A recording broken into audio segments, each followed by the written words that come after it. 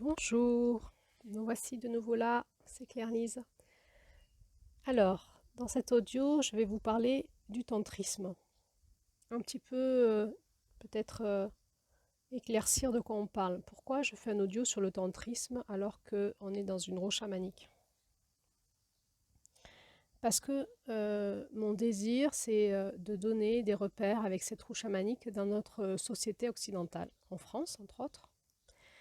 Et en France, depuis une vingtaine, trentaine d'années, on vit tout un courant spirituel qu'on nomme le New Age et qui va un petit peu picorer dans tout un tas de spiritualités pour en faire une salade composée. Je vous en ai déjà parlé, je vous propose de vous référer à cet audio sur le New Age que je crois que j'ai fait en mai.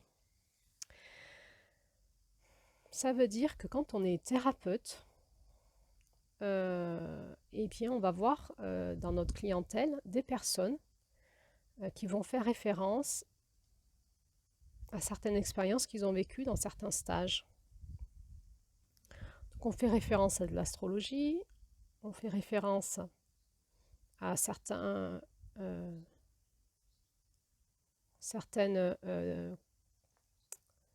notions énergétiques.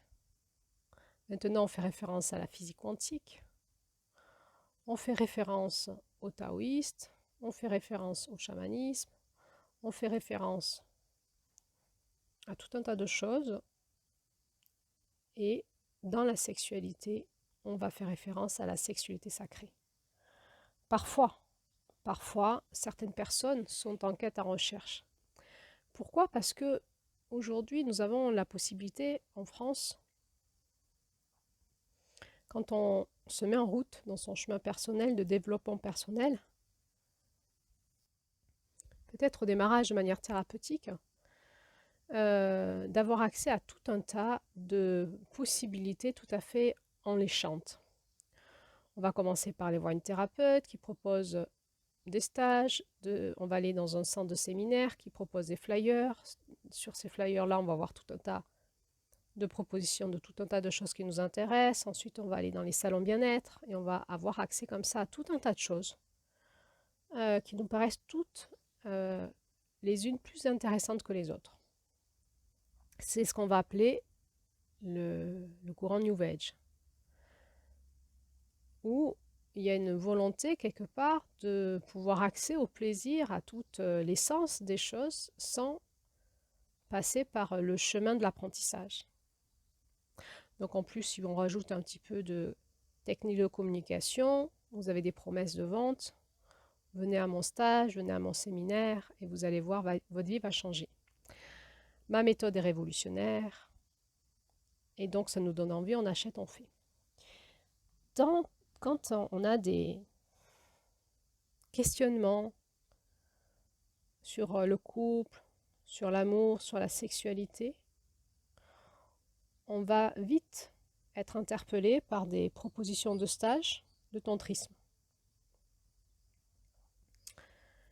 Ici, il y a une vingtaine, trentaine d'années, il y avait en France une ou deux personnes, ou trois ou quatre ou cinq qui proposaient ça parce que c'était des personnes qui étaient allées, qui avaient reçu un appel en elles-mêmes, qui avaient eu une vraie rencontre, qui étaient allées se former avec des maîtres initiatiques de ces mouvements-là et ramener en France quelque chose de précieux.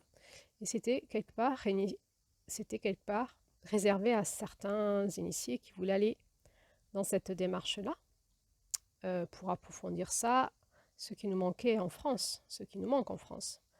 Il nous manque en France de pouvoir s'éveiller à la sexualité et aller plus dans la sexualité sacrée. S'il y a quelques années, il y a une vingtaine, trentaine d'années, c'était le bouche à oreille et la quête qui nous faisait arriver vers ces personnes-là. Et bien aujourd'hui, n'importe qui peut vous proposer un stage de tantra.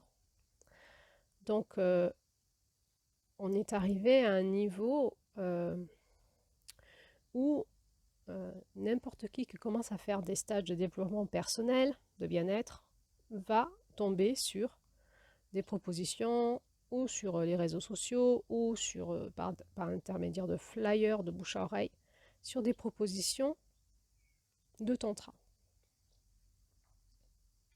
Le tantra, c'est quoi? Alors c'est ce que j'avais envie un petit peu de clarifier ici, parce que dans ce mois de juillet, on est dans un moment peut-être de vérité avec soi-même. Un moment de vérité avec soi-même, j'en suis où? On en est où? J'en suis où toute seule? J'en suis où en collectif? J'en suis où dans mon couple? On en est où tous ensemble?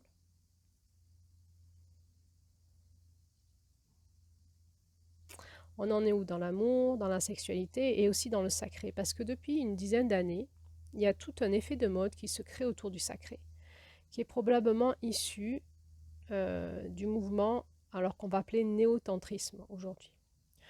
Ce qu'on observe dans ces stages de tantra, finalement, c'est qu'il y a, comme dans tous les mouvements New Age, un mélange de quelques notions tantriques, rajoutées à beaucoup de notions thérapeutiques, avec des courants thérapeutiques comme la biodynamique, comme la Gestalt. Et finalement, dans les stages que l'on fait en tantrisme, c'est plus du tout du tantra, c'est autre chose. Alors, c'est suivant les animateurs et les cadres, ça peut être très positif de faire du tantra. Et personnellement, j'en ai fait pendant des années. Et c'est peut-être ce qui me donne aujourd'hui cette capacité à vous en parler et à me positionner et à parler du sujet du couple. Donc, je ne vais pas cracher dans la soupe. Quand on a des problèmes sexuels, quand on a des problèmes relationnels avec les hommes ou les femmes, eh bien, il est tout à fait merveilleux de pouvoir avoir des lieux où on va dans un espace cadré avec une méthodologie particulière, dans un processus particulier, maîtrisé par les animateurs, dans une éthique particulière, aller travailler en toute sécurité nos espaces de souffrance, qu'ils soient sexuels ou relationnels.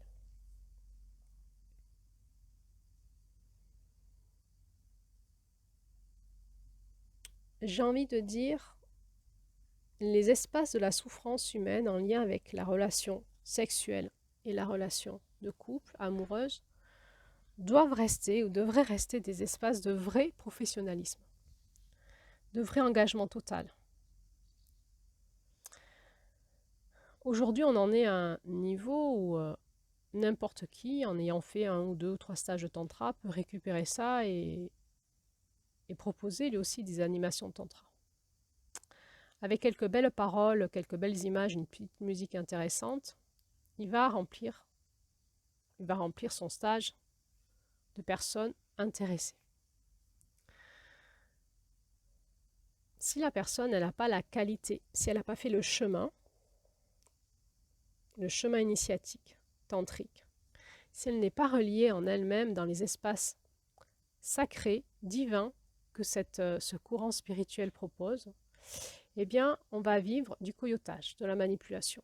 Et au lieu d'aller explorer en toute sécurité des espaces de nous vulnérables, on va se griller de nouveau. On va se faire manger, déjà on va donner nos sous. On va peut-être donner notre confiance un moment. Et puis surtout, on va se faire abuser de différentes façons. Parce que dans l'univers du tantra, c'est un univers, s'il n'est pas relié à l'espace du divin et du sacré, c'est un univers où il y a énormément d'entités énergétiques, sexuelles. Et il y a à l'amour. Donc ce sont des stages qui se finissent à des moments mal pour les personnes qui qui refusent de se laisser aller à ces entités. On sent qu'il y a des énergies malsaines, ça transpire. Ça transpire chez certains animateurs, ça transpire sur des cadres qui sont flottants, sur des propositions qui ne sont pas calées, mais surtout sur des espaces qui sont sacrés où il n'y a aucune reliance au divin. Et donc, on est dans des espaces, souvent dans les pièces, sur les matelas, qui sont très chargés énergétiquement. Il n'y a pas de maîtrise de l'énergie. En fait, les animateurs sont des bébés qui s'amusent et qui se font des sous, et voire des manipulateurs qui ont peut-être eux-mêmes des appétences sexuelles et Ça se passe mal. À l'inverse, certains animateurs en tantra en France sont d'excellents animateurs. Aussi, si la notion du tantra, de travailler la notion de la relation sexuelle, de la relation énergétique à l'autre, vous interpelle, eh bien, je vous inviterai toujours à faire la même chose, c'est-à-dire à prier, à demander, à vous reconnecter à la terre et au ciel, à votre cœur, et à demander à vos guidances, au grand mystère de vous guider vers des animateurs qui pourront vous amener dans la guérison de vos blessures et dans l'expérience du divin, du sacré. Et aussi dans l'enrichissement spirituel que ces voies-là nous proposent. Donc effectivement, quand on parle de la sexualité sacrée, il est possible que si vous êtes en couple, ça vous paraît être très intéressant à écouter quand moi je vous parle, mais ça vous paraît très très loin d'une pratique possible.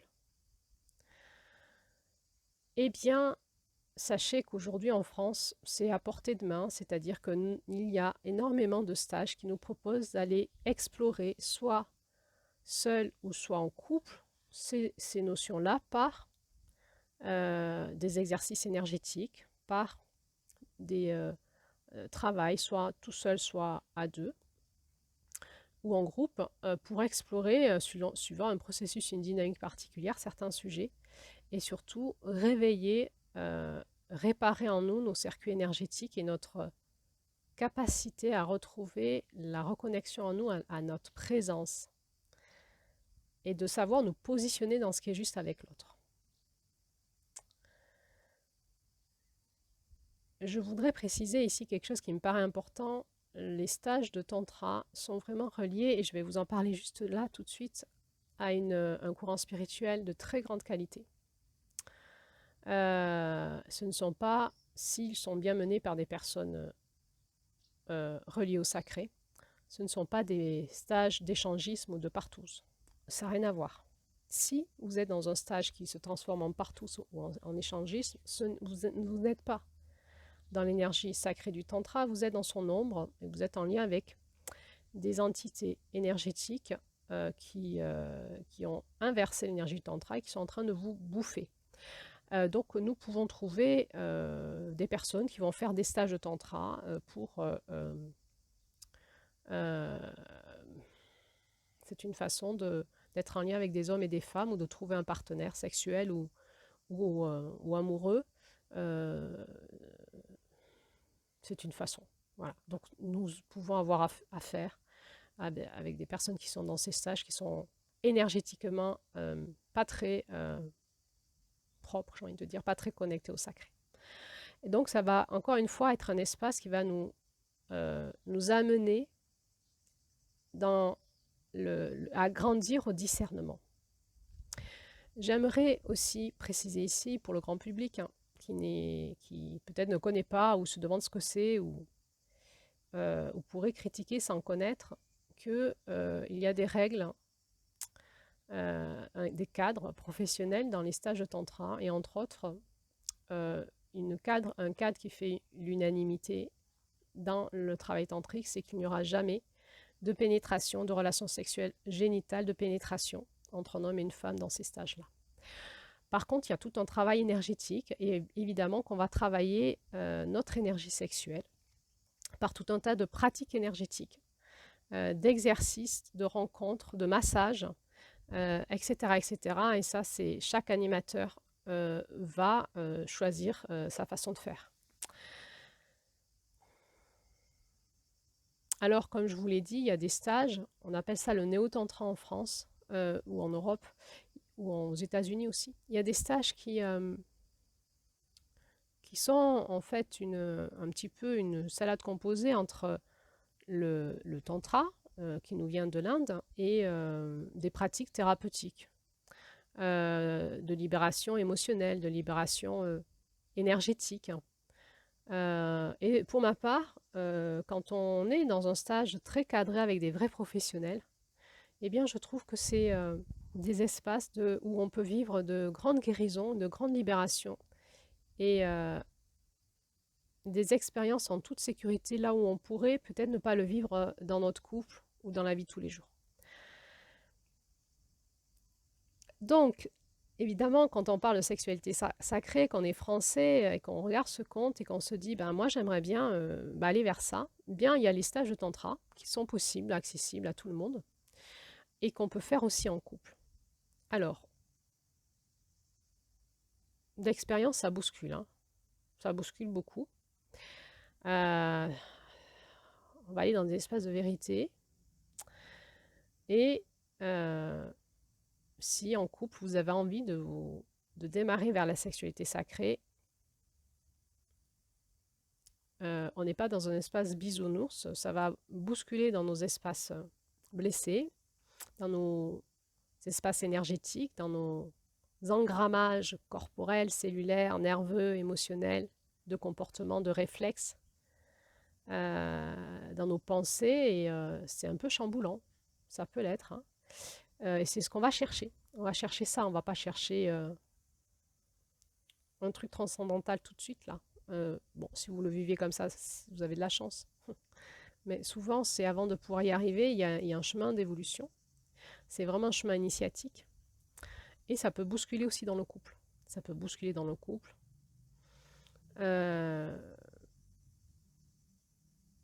C'est la seule chose que j'ai envie de vous dire là.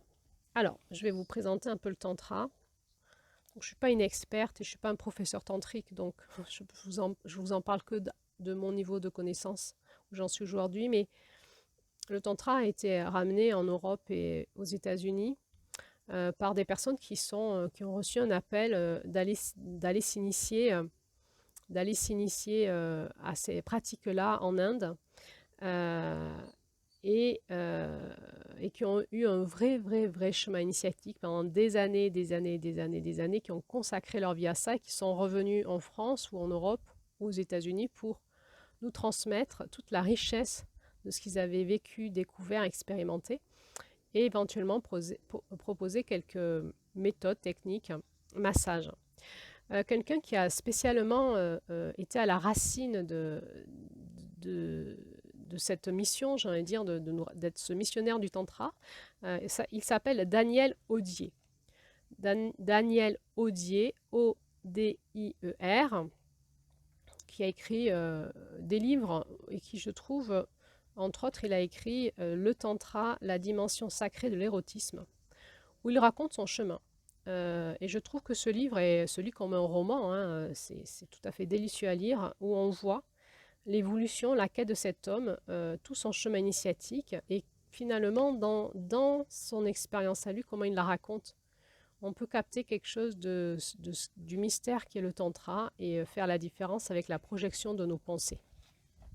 Aujourd'hui, comme on peut le faire dans notre monde occidental. Donc je vais me baser sur lui pour vous donner quelques notions du tantra.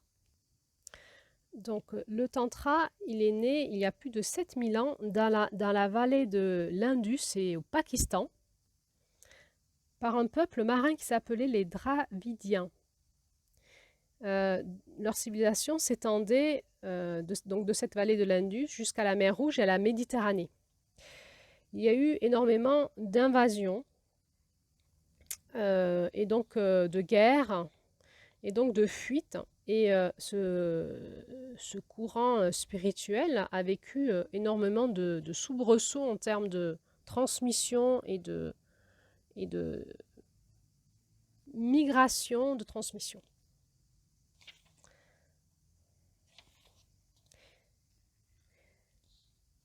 Il a ressurgi au grand jour à partir du IVe siècle de notre ère au Cachemire.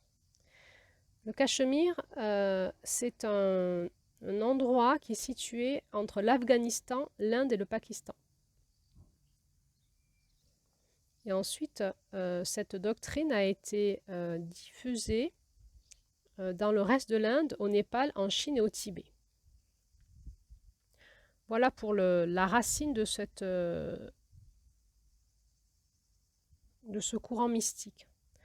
Donc, comment il est décrit? Il est décrit comme un courant mystique, mais aussi scientifique et artistique, qui englobe la totalité des potentiels humains, sans aucune exclusion et privilégie l'action de l'adepte qui s'engage totalement sur la voie de la connaissance. Il est présenté comme un courant mystique, scientifique et aussi artistique, mais aussi comme une philosophie qui a traversé tous les soubresauts historiques, toutes les invasions, toutes les dominations pour nous parvenir intacts par une transmission de maître à disciple ininterrompue. C'est aussi, semble-t-il, la seule pensée spirituelle à conserver l'image de la grande déesse sans opérer l'inversion de pouvoir entre la femme et l'homme pour favoriser ce dernier. Alors, ce qui est intéressant, c'est que la base de cette spiritualité est de nous présenter le couple divin, que moi je présente contre le masculin et le féminin divin. Il présente le couple divin inséparable appelé Shiva et Shakti, qui sont les dieux de la danse extatique et les créateurs du yoga qui permet aux adeptes de retrouver le divin à la racine de leur propre esprit par l'ouverture du cœur. Ce qui va nous différencier, nous en Occident, c'est que nous avons l'habitude d'évoluer dans un univers fondé sur la dualité. Si on reprend la Genèse, Dieu sépara la lumière d'avec les ténèbres.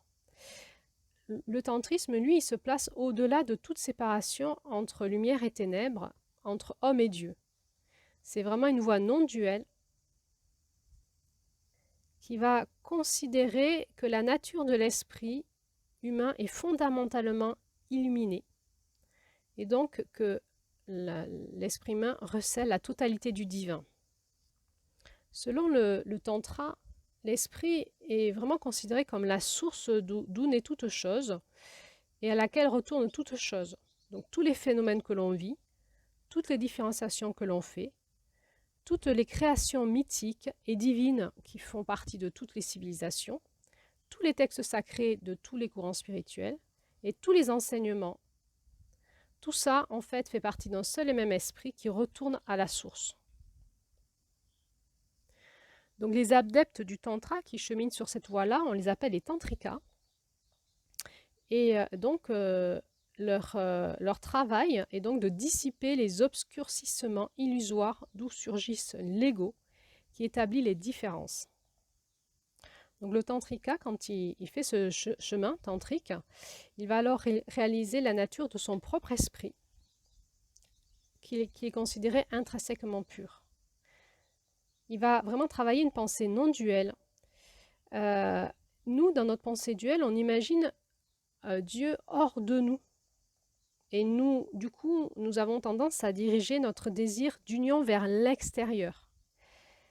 Dans la voie tantrique et donc dans la non-dualité, la quête est inversée, l'énergie mystique est dirigée vers l'intérieur, vers l'esprit. Pour le tantrika, donc réaliser la nature de l'esprit et donc le suprême accomplissement. Donc on voit qu'il y a vraiment quelque chose qui est très similaire à notre roue, comme elle nous a enseigné. Enfin, en tout cas, comme moi je la transmets, peut-être que je suis influencée aussi par le mouvement du tantra, mais en tout cas, quand moi je rentre dans la rue et que j'écoute les enseignements chamaniques qui nous est dit, j'y retrouve exactement le même enseignement que le tantra. Donc pour le tantrika, dans la perspective de la non-dualité, les passions ne sont plus considérées comme antagonistes à la vie mystique. Il n'y a pas de séparation entre les passions, l'énergie, le ressenti, les désirs et la vie mystique. Mais ce sont des énergies qui sont utilisées directement dans une forme d'ardeur qui dissout l'ego. Alors, dans l'idée qui est répandue plutôt en France quand on regarde ce qui se passe dans les stages de tantra, on réduit le tantrisme à comme des vagues techniques sexuelles destinées à libérer miraculeusement les personnes qui font les stages sous le couvert d'une spiritualité qui vient d'Inde. Donc, c'est tout un tas de manipulations et de fausses vérités que l'on crée. Mais en réalité, ça n'a rien à voir avec la source du tantra elle-même. Le tantra, lui, il est vraiment relié à une posture d'ascétisme et donc de chemin initiatique dans l'ascète. dans la 16, pardon, qui suppose la triple maîtrise du souffle, de la vacuité mentale et des processus corporels. En réalité, le tantrisme, c'est une voie d'amour total qui conduit vers la liberté d'être. Alors, on peut comprendre au vu de tout ça que le tantrisme s'inscrit totalement dans l'énergie de juillet. Alors, quand on lit les écrits de Daniel Audier, on voit combien ça a été compliqué pour lui d'avoir accès à cette initiation, parce que c'est une initiation qui est cachée. C'est une initiation orale qui est cachée et qui est réservée vraiment qu'aux personnes qui ont un vrai appel. Alors pourquoi le mouvement tantrique est resté comme ça très secret et protégé finalement? C'est parce que ce qu'il véhicule dérange en fait tous les mouvements spirituels, et comme les lieux où il a été colporté ont été souvent envahis par d'autres cultures et religions, eh bien il y avait des persécutions et une tentative d'anéantissement, de transformation de cette spiritualité. Et donc, pour qu'elle nous arrive aujourd'hui, qu'elle ressurgisse aujourd'hui et qu'elle puisse nous revenir de sa façon la plus pure, il a fallu que des maîtres et des élèves la tiennent cachée pour la protéger. Aujourd'hui, ce que nous observons en France, c'est le mouvement inverse. C'est donné au grand public, c'est donné en pâture aux loups, et nous en avons perdu la quintessence.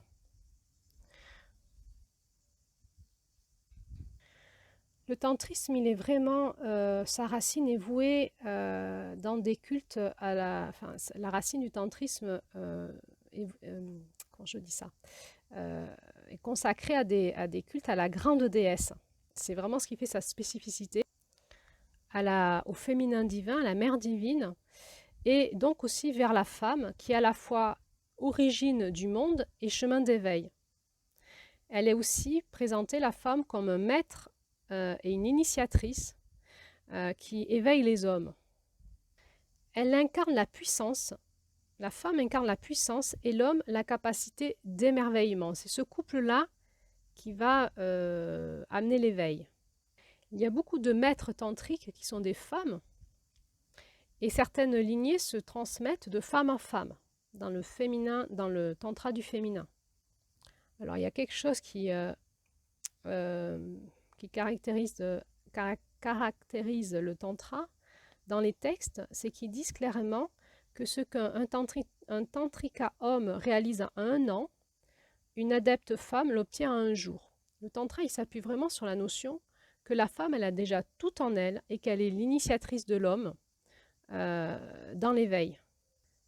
Comme si dans la femme s'enracinait naturellement ce qui fait le substrat commun et oublié de toutes les grandes religions anciennes. Ça veut dire quoi? Ça veut dire que ce que tous les grands courants spirituels recherchent par l'éveil du masculin, finalement, c'est le féminin divin qui est un amant du masculin et qui soutient l'ensemble. Finalement, la quête de tout chemin spirituel, c'est de retrouver son féminin. La différence avec le tantra, c'est que lui, il le met en avant directement. Il n'y a pas eu cette séparation entre féminin divin, masculin divin. Souvent, on part du masculin divin, Dieu le Père, et hop, le féminin, on n'en parle pas. Dans le tantra, finalement, la divinité, elle est et masculine et féminine, et tout provient du féminin divin pour, dans cette danse mystique avec le masculin divin, créer le phénomène de la vie. Alors, la grande différence du coup qu'il va y avoir par rapport à nos grandes religions monothéistes, mais aussi dans certaines tendances d'Inde et du bouddhisme, c'est que la femme, elle n'est pas du tout la source du péché, de la tentation que nous connaissons dans nos religions, mais elle est au contraire l'incarnation de la puissance et de la force de transmission du plus haut enseignement mystique. Et ces valeurs féminines peuvent vraiment être définies comme une force profonde, harmonieuse et paisible contre la violence. C'est vraiment de toutes les voies non duelles d'où vient l'idée en fait que la complétude à l'être humain vient du divin qui est en lui-même et pas à l'extérieur de lui, et le tantra, il est vraiment très porteur de ça. Alors, on va retrouver ça aussi dans le chamanisme, et c'est fabuleux parce que ça vient pas du même endroit, et ce sont deux courants, on va dire, initiatiques qui vont parler de la même chose.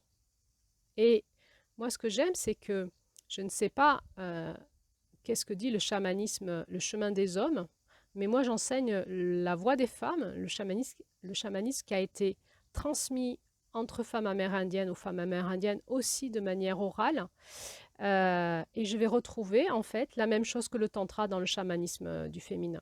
Donc ça, je trouve ça merveilleux en fait.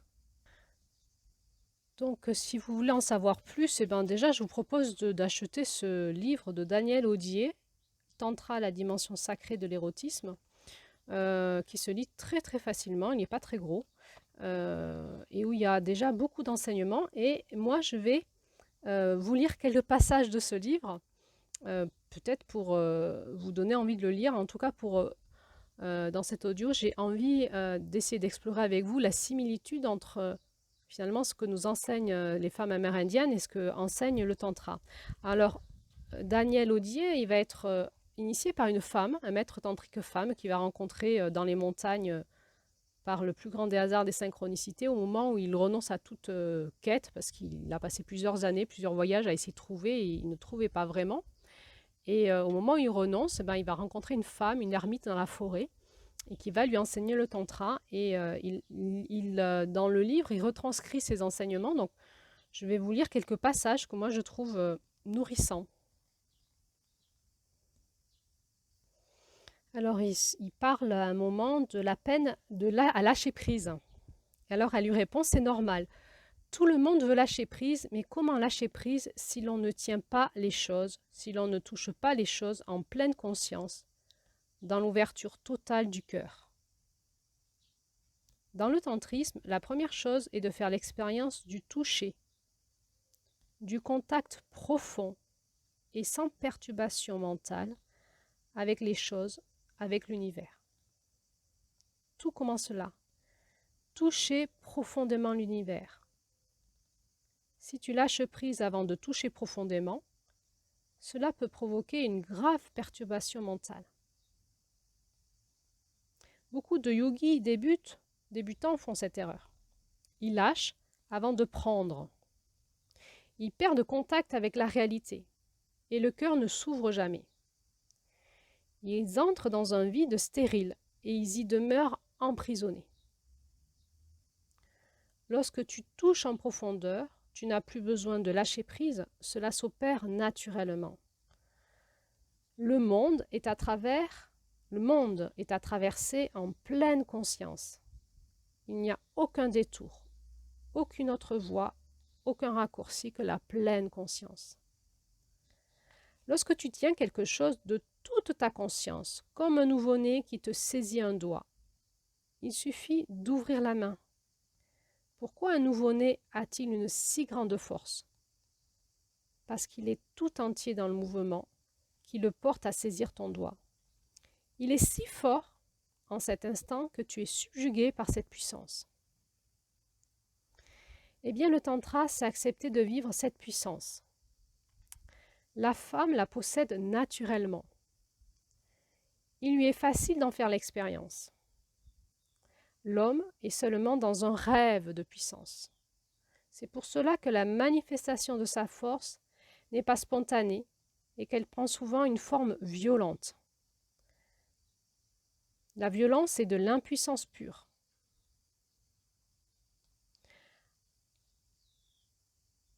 Avoir conscience de sa puissance, c'est, pour un homme, passer par la reconnaissance de sa féminité. De la même façon, une femme qui refoule sa puissance naturelle ne trouve pas en elle l'équilibre et l'acceptation de sa faculté d'émerveillement. C'est ainsi que nous définissons l'homme viril dans le tantrisme. celui qui a conservé la faculté de s'émerveiller.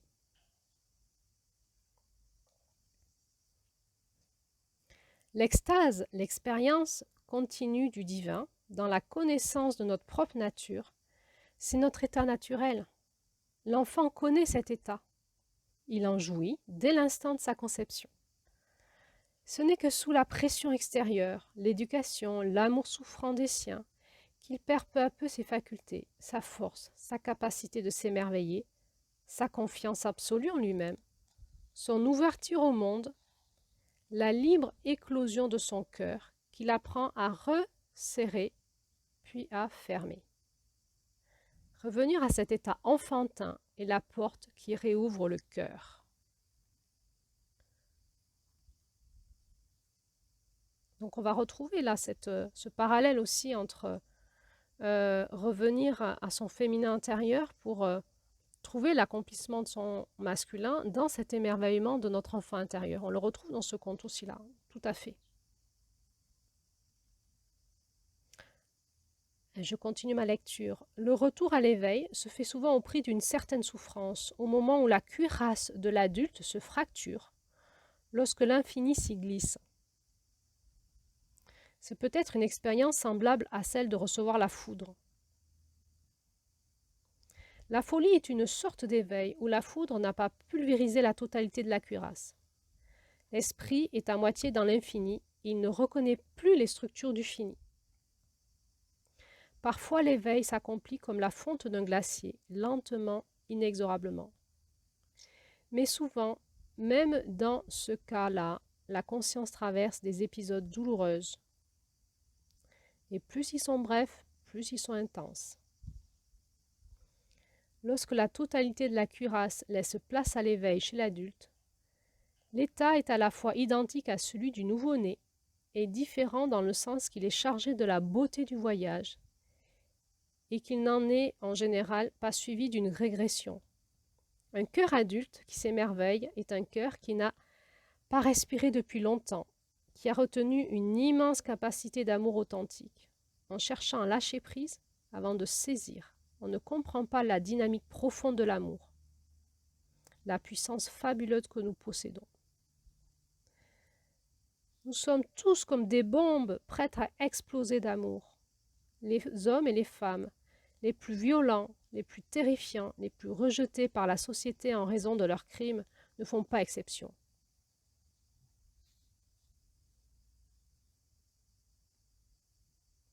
Je suis là pour appuyer sur le détonateur. Qu'est-ce que le détonateur? Parfois presque rien. 3 secondes de présence totale à l'autre peuvent suffire.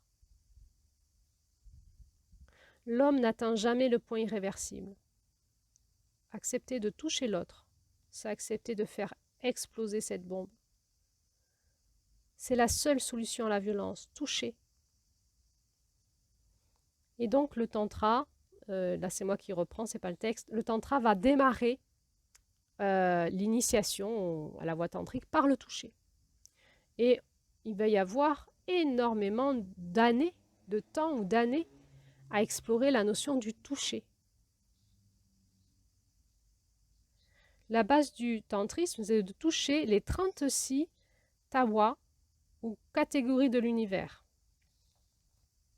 Donc il y a énormément d'exploration. Alors, c'est la base, donc le tantra, si je raccourcis, c'est une voie de sexualité sacrée et dont la base va démarrer par apprendre à toucher. Et on va apprendre pendant très très longtemps à se toucher. Et à se toucher par les yeux, par la présence, par le regard, par les mains, par l'énergie, sans se toucher, etc.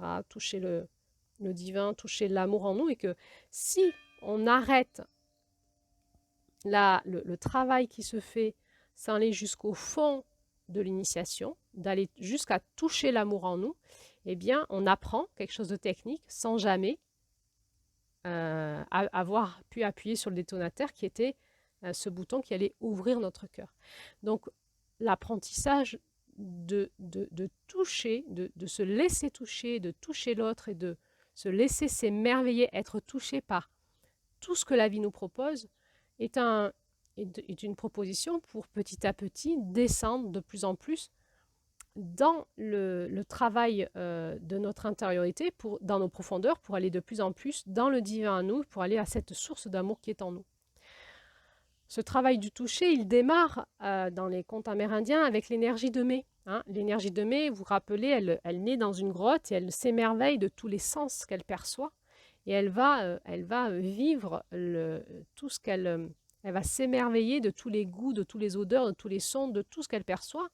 Là où nous, on ne perçoit plus rien, on est complètement déconnecté de nos perceptions et de la vie, de toucher le vivant, de toucher l'univers. Dans le tantra, on va réapprendre tout ça dans une extrême lenteur et c'est la base de pouvoir se reconnecter à un amour, à une sexualité sacrée.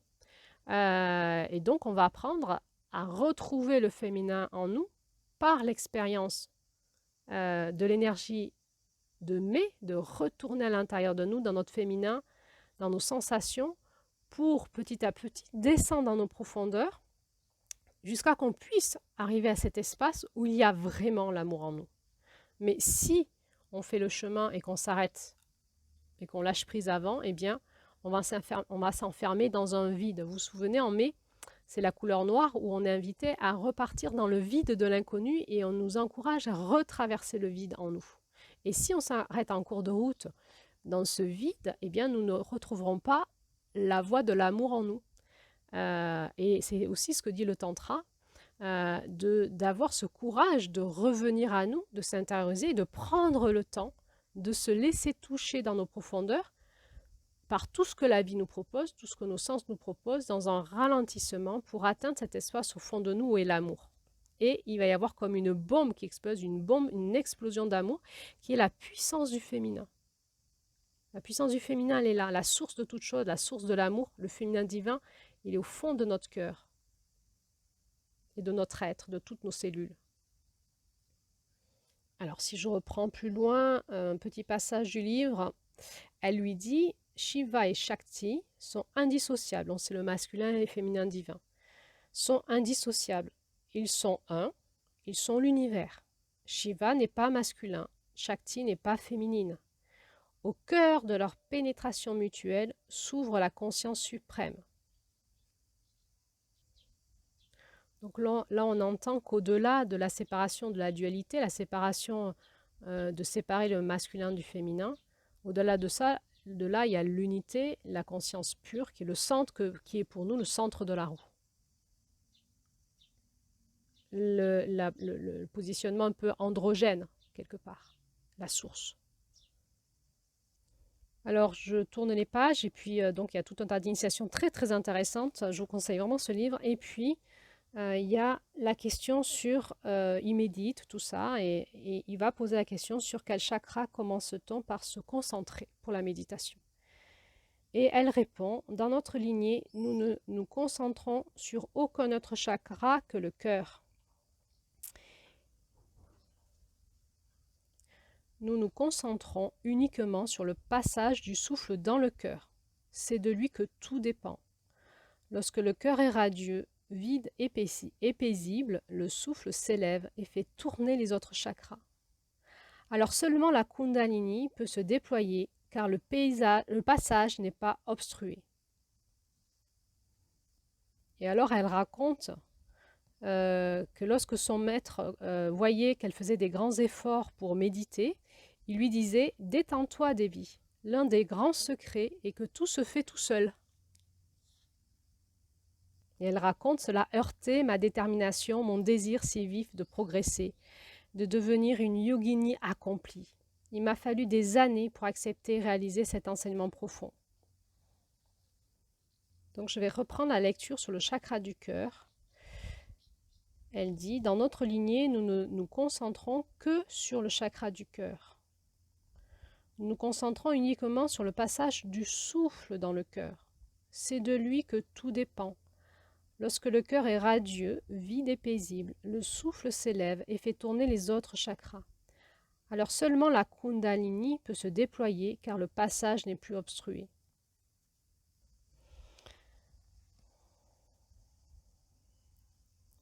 Alors, je vais vous lire un passage sur la notion du plaisir. Le tantrika refuse le plaisir restreint. il laisse sa conscience remonter à la source. Il reconnaît l'homme et la femme en lui.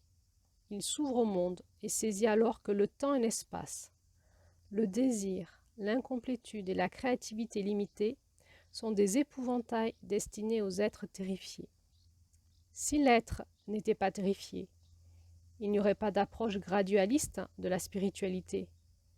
Si l'être n'était pas terrifié, il n'y aurait pas d'épreuves à subir. Si l'être n'était pas terrifié, il n'y aurait pas des dieux hors de soi, pas de chemin qui y mène, pas de progression illusoire, pas de métaphysique, pas de conceptualisation du divin.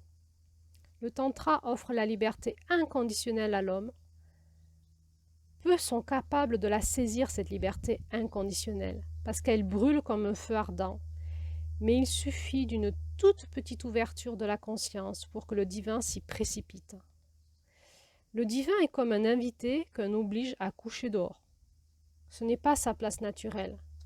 Il attend patiemment que nous voulions bien entr'ouvrir une porte ou un volet pour entrer.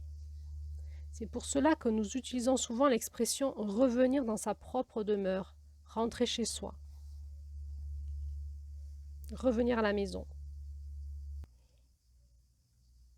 Plus loin, elle dira « l'univers est un grand pot que nous ne cessons de modeler avec notre chair, notre cœur, nos pensées, avec toutes ces petites choses que nous aimons séparer l'une de l'autre par l'artifice. Mais un bon potier met ses mains dans le divin et laisse le divin prendre des formes variées. Il sait que la terre contient les 36 modalités de la conscience et ne passe pas son temps à les analyser. Pendant que l'homme pense, le tantrika fait un pot. Pendant que l'homme voue sa conscience en l'enfermement, le tantrika arrondit l'ouverture du pot et laisse sa conscience faire l'expérience du vide. Trouver une différence entre ce qui est à l'intérieur du pot et ce qui est à l'extérieur n'est possible que si l'on oublie qu'un pot a besoin d'une ouverture, sans quoi il y a un enfermement, obscurité, macération et putréfaction. Le tantrika évade son pot, il jouit d'y laisser pénétrer l'univers et de s'y répandre. Lorsqu'il médite, il fait l'expérience d'un seul espace. Lorsqu'il se meut, il fait l'expérience d'un seul espace. Lorsqu'il rêve, il fait l'expérience d'un seul espace. Et lorsqu'il meurt, il ne fait rien d'autre que faire l'expérience d'un seul espace. Il n'y a donc aucune différence pour lui entre méditer, vivre, rêver et mourir. Faire l'expérience d'un seul espace, c'est l'amour total. Alors elle lui parlera aussi de ce mouvement de la vie. Elle lui dit, au début, l'extase viendra par vagues et se retirera au gré de la vie. Tu ressentiras des moments d'intense communion et d'autres qui ressembleront à l'oubli. Mais lorsque la trace de l'infini est laissée dans la conscience, elle ne peut qu'émerger totalement. L'essentiel est de ne pas courir après l'extase. Elle se produira naturellement si ta présence au monde reste détendue, sans objectif et sans contrainte, libre, ouverte et légère. Il n'y a pas de pratique spéciale à maintenir. Si tu as envie de méditer, médite. Si tu as envie de te promener, promène-toi. Si tu as envie de travailler, travaille. Si tu as envie de pratiquer par des pratiques tantriques, pratique-les. Si tu as envie de te retirer dans la forêt, retire-toi dans la forêt. C'est l'expérience continue de la liberté qui constitue l'ascèse du tantrika et non la contrainte de l'esprit. Lorsque l'extase vient, prends-la. Lorsqu'elle part, ne t'inquiète pas. Si tu laisses le divin entrer et sortir à sa guise, il devient familier. Si tu le forces à demeurer en toi ou tu le poursuis, il peut devenir terrifiant. Laisse-toi être. Sois ton propre maître, laisse toute recherche et tu seras dans la vérité. Lorsque cet éveil, cette ouverture du cœur se produira, ne le fige pas, n'en fais pas un aboutissement. Laisse-les se diluer dans l'espace. C'est le seul lieu dans lequel il parvient à maturité, et cela, c'est l'œuvre de toute une vie. Il n'y a jamais de stade ultime qui soit atteint. En fait, il n'y a rien à atteindre. Tout est constante mutation. Se laisser être, se laisser mourir lorsque le temps est venu, voilà tout le sens de la vie. Il n'y a rien d'autre à faire. Tout relève de la liberté absolue. Rien de figé, rien de lourd, rien de définitif. Aucune image fermée du divin, aucun dogme, aucune croyance. Ne sois ni pour ni contre aucune des idées auxquelles les pratiquants s'attachent habituellement sous l'effet de la terreur. Mort, karma et réincarnation ne sont que des vains mots à l'usage de ceux qui n'ont pas réalisé le divin. Tous les concepts, les dogmes et les croyances sont comme la chair et les os des morts. Avec le temps, ils finissent par rejoindre la terre. Quant aux enseignements secrets, ils demeurent secrets simplement parce que ceux qui les entendent ou les lisent sans avoir l'esprit d'ouverture nécessaire ne les comprennent pas. Ils ont beau voir les lettres imprimées sur le papier, ils ne voient pas et ne saisissent que ce que leur esprit et leur cœur peuvent saisir. Deux grands sages de tantrique ont écrit leurs pensées. Malgré cela, l'esprit secret du tantrisme n'a jamais été rompu. C'est comme un charme qui voilerait aux yeux non préparés la découverte de territoires qu'ils défigureraient par leurs pensées. Le divin dessille ou ferme les yeux, libère ou obstrue l'ouïe et l'entendement des auditeurs. On parle pour aider un adepte à reconnaître ce qu'il sait déjà obscurément. Celui qui ne sait pas ne comprend pas l'enseignement. De toute manière, sache que peu importe les mots, ce qui est perçu directement, c'est le cœur. Voilà quelques passages de ce livre que je trouve très beau. Je suis profondément amoureuse des enseignements profonds du Tantra, qui sont les enseignements de cette mère de juillet, qui sont des enseignements profonds, obscurs, à la fois d'une grande simplicité et d'une grande complexité à atteindre, parce que ça nous demande de lâcher beaucoup de choses en nous.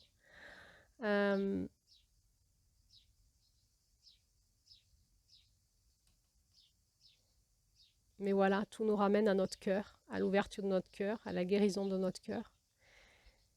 Et de cet espace-là, à capter cet amour divin comme un souffle qui nous nourrit et qui nous transforme de l'intérieur. Et que l'on a fondamentalement déjà en nous.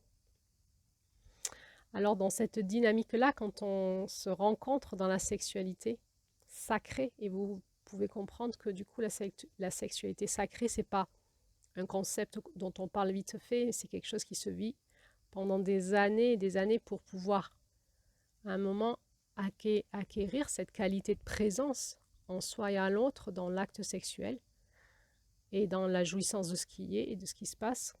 C'est un espace d'invitation du divin où le divin vient et on s'ouvre pour laisser passer le divin dans l'expérience entre nous. Alors, peut-être que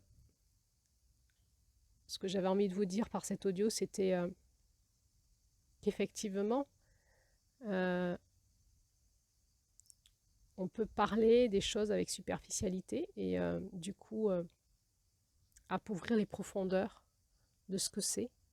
On peut aussi parler des choses en disant c'est tellement profond que c'est réservé qu'aux initiés, c'est des années de chemin et d'initiation et des caps à passer.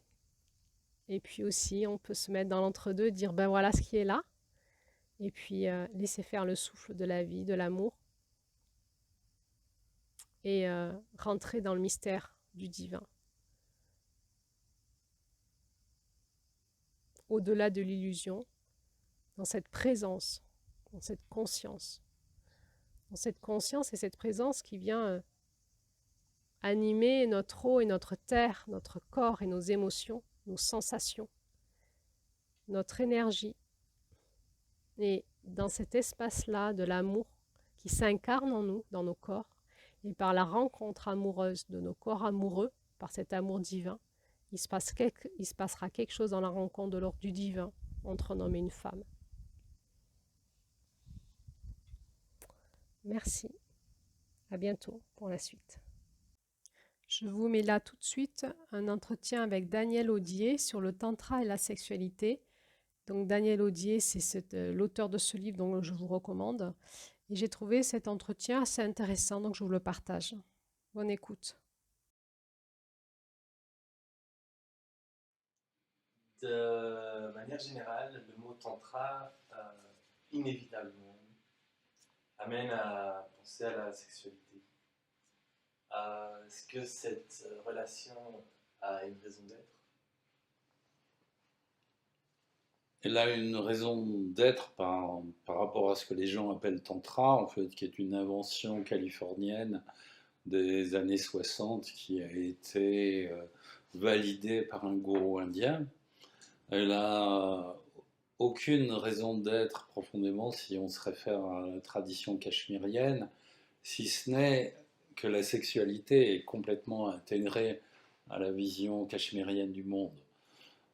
Mais pour nous, la sexualité, c'est quelque chose de cosmique, c'est la relation d'un être humain qui perd ses limites avec la totalité. C'est ce qu'on appelle la sexualité. Ça n'a rien à voir avec les exercices pauvrement génitaux que font les yuppies tantriques, comme je les appelle. C'est pas en se trouvant le point G avec des gants chirurgicaux et un pot de gel qu'on va atteindre l'illumination. Alors, si on comprend ça, on comprend que une sexualité riche, c'est d'abord une ouverture à la totalité, c'est un lien avec la totalité, c'est comme un éventail qu'on aurait dans le cœur et qui est ouvert complètement sur la réalité. Alors que le réflexe de la plupart des êtres humains, c'est de mettre la partie ouverte de l'éventail dans le cœur et de sortir un petit filet d'amour qui se dirige vers un seul être, euh, donc problématique. Alors c'est très clair, hein, Abhinavagupta en parle tout le temps. C'est d'abord un lien avec la totalité, et ensuite, bien sûr, ça va créer une sexualité vaste, originale, qui touche toute chose. Si on n'a pas un rapport sexuel avec sa tasse de café, avec le ciel, avec un immeuble qui est dans sa rue, ça va être difficile d'avoir un rapport sexuel avec un être humain.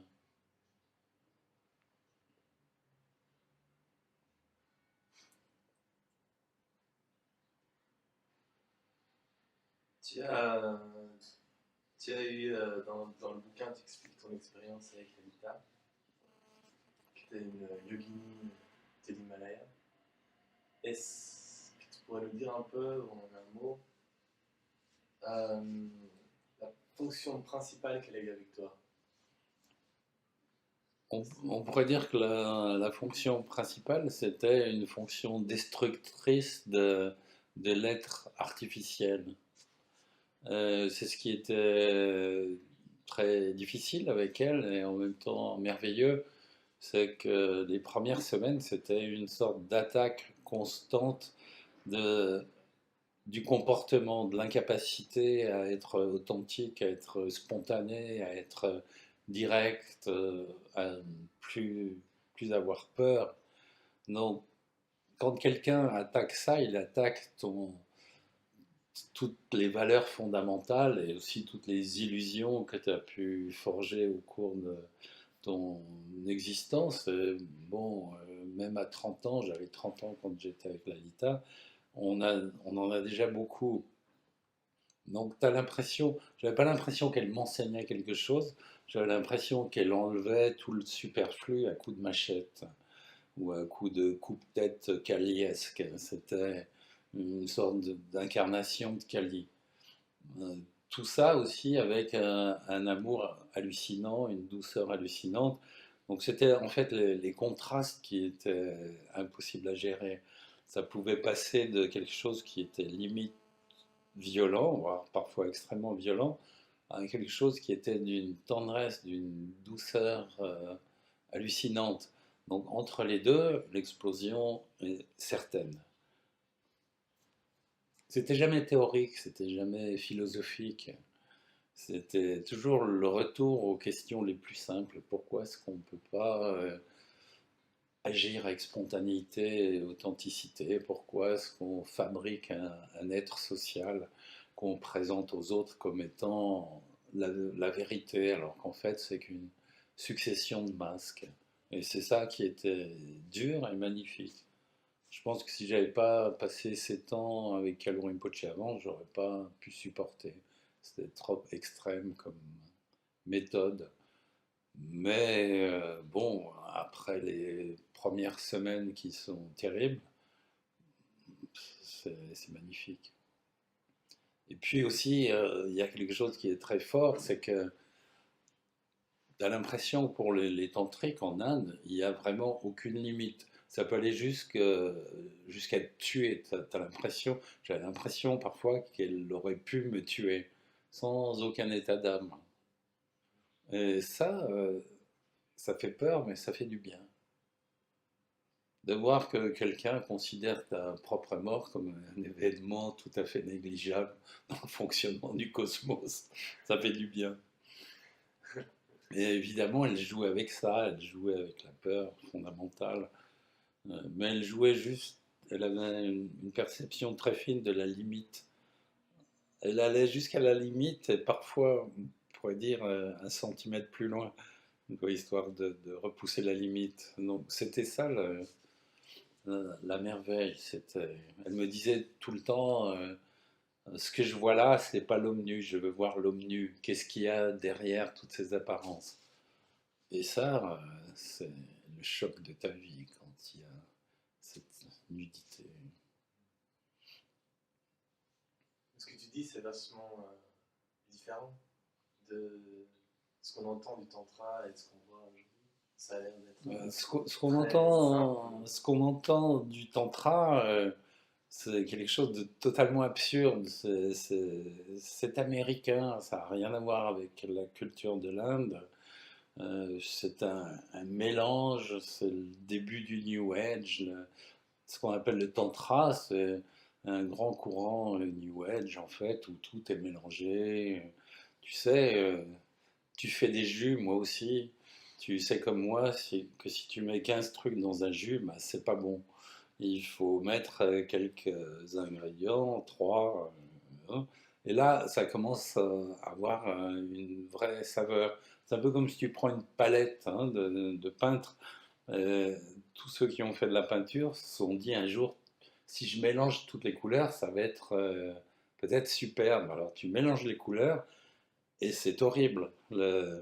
Une sorte de vert brun qui sort, qui est absolument inutilisable, c'est épouvantable. Donc, ce qu'on appelle le néo-tantra, c'est ça, c'est un mélange épouvantable de couleurs qui finissent par faire un truc qui n'a strictement aucun rapport avec la tradition tantrique, c'est même l'opposé, ça aurait dû s'appeler, je sais pas moi, autrement. Pourquoi avoir mis le mot tantra là-dessus? C'est inexplicable. Alors, la sexualité, c'est quelque chose qui arrive après les expériences d'union avec la totalité. Il n'y a pas du tout cette idée qu'à travers la sexualité, on va atteindre l'illumination. C'est en fait le contraire.